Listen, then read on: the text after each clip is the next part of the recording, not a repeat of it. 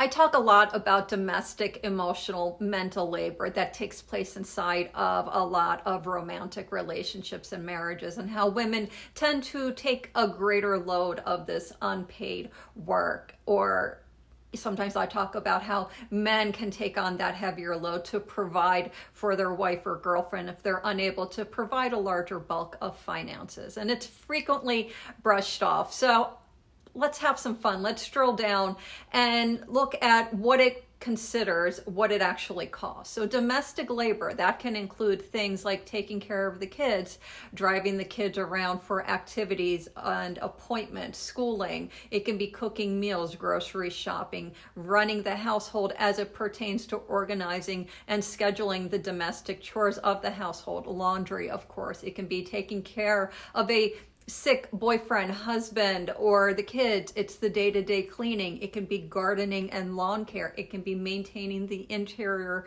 or the exterior of the house. Now, if you had to hire someone to do all of these tasks, you would be hiring a nanny, a chauffeur, a maid, a personal chef, a private nurse, a house cleaner, a landscaper, and a handyman.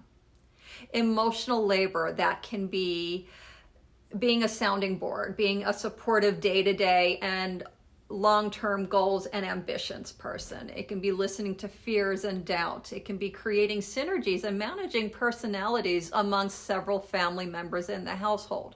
Now, if you're hiring someone to do those tasks, you're looking at a life coach, a therapist, or a family therapist.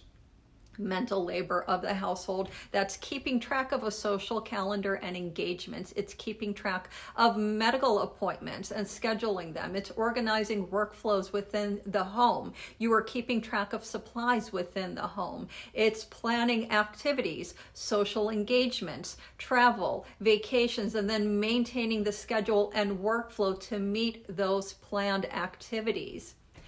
These kinds of tasks are usually performed by people like an administrative assistant. It can be a home organizer. It can be an executive or personal assistant. It can be an office manager. Now, I'm not a mathematician, but I do know that if you were to pay someone to perform all of these tasks, you could go bankrupt.